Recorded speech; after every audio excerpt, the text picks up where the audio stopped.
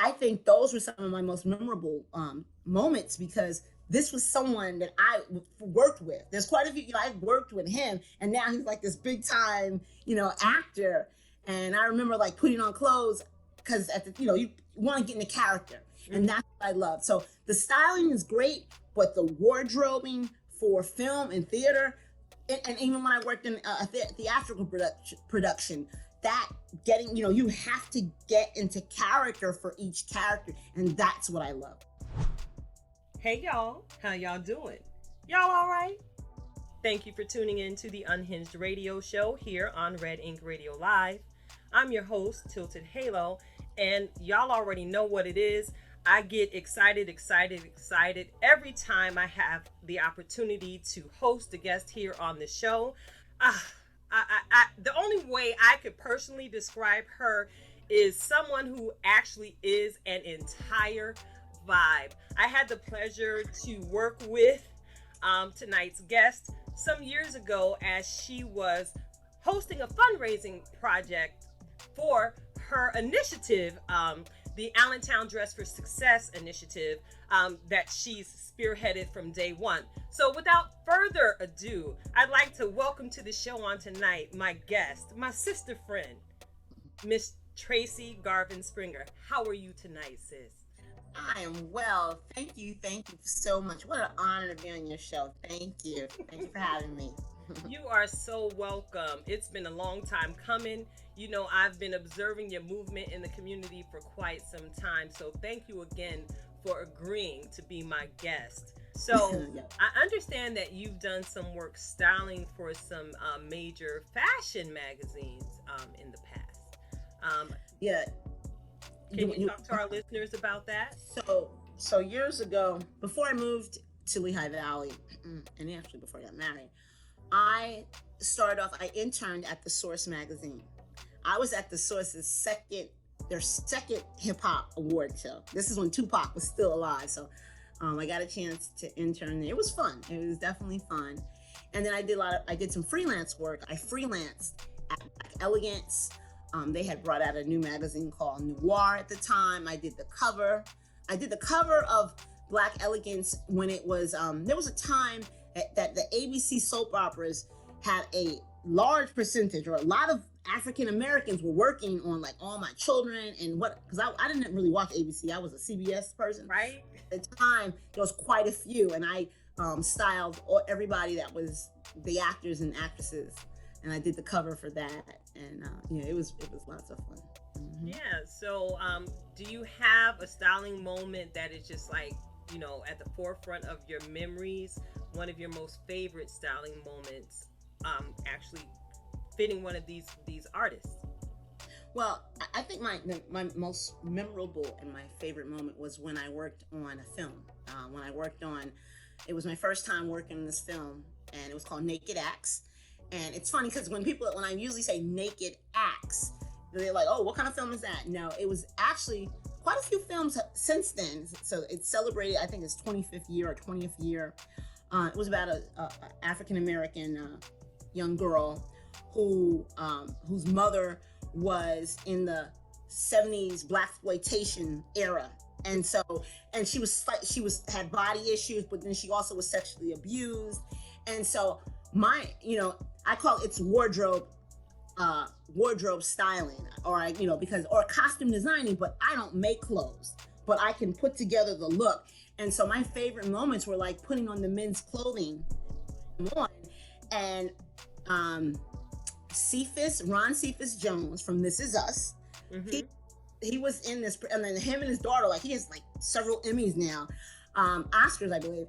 And I think those were some of my most memorable moments because this was someone that I worked with. There's quite a few, I worked with him, and now he's like this big time, actor.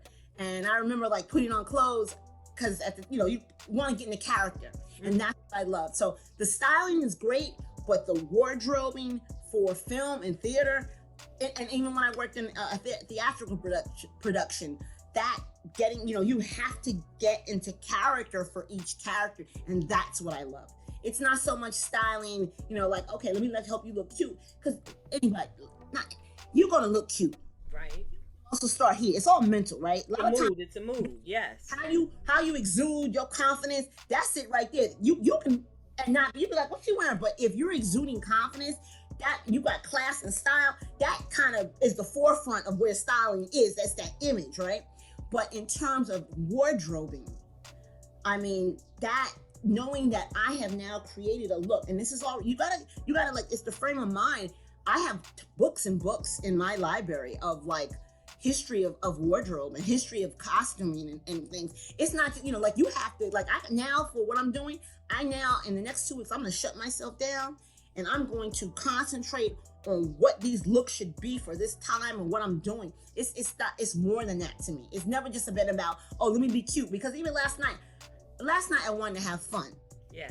It was so funny because the young lady sitting next to me, her outfit, she got recognized for her outfit. And you know what? I was like, yes, let me take a picture with you, because usually that is me.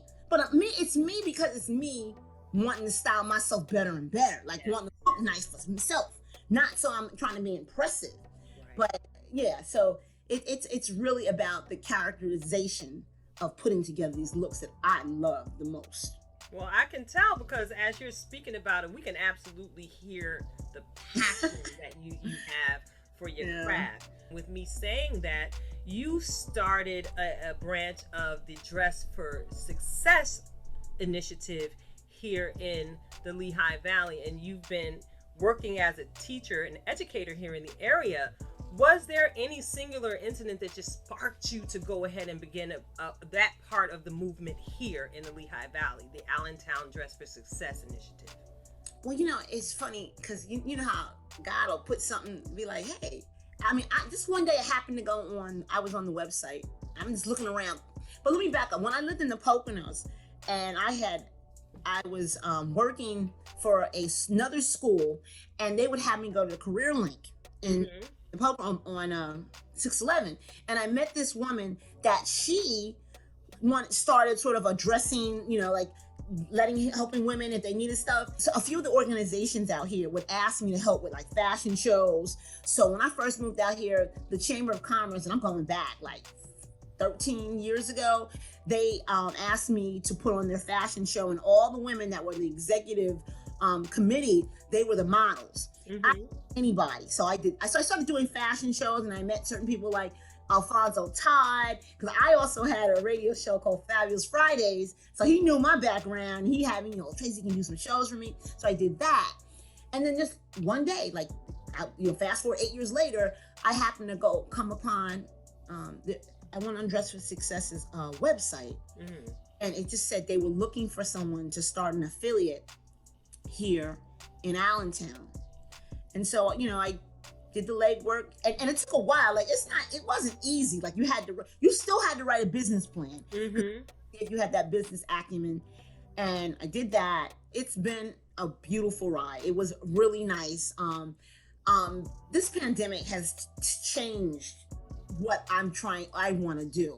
And because of, everything that's going on, I haven't really helped. I've helped women a different way. I've helped women by, like, you tell me your sizes and I will get the clothes to you. We've helped a lot of women in the area, lots of women, not just in Lehigh Valley. If they reached out, I helped them. And what I loved most of all, watching the joy in women's faces when they feel good and look good. So I used to always I just coined this phrase: don't worry about how you look. I got you from the neck down. Worry about what's going on in here when it's time to go do the interview. Because I'm 100% confident that I'm going to make sure you look nice, and that comes from the wardrobe, that comes from the styling. So, it definitely, Dress for Success, I felt like definitely has been was a blessing for me, a blessing for other women. So it's had a good run. And I'm having a sale. So let me tell you, so next Saturday, is it the 21st? Whatever the Saturday is, come, because we have to move anyway. And we're going to have things $1, $2, $3, $5, come, just come and just get as much of stuff you want. Okay, come to Dress for Success. We're at in Allentown. Good Lord, my brain is like off here. Girl, that's all right, because I will most definitely make sure that this information gets out here. Because I'm about to be a sale. Your date is absolutely correct. I pulled out my calendar. It is August 21st. August 21st. Yep. Yes. attached to the annex of Grace Episcopal Church. We're right across the street from Baum School of the Arts off of 5th and Linden, right there. Can't miss us.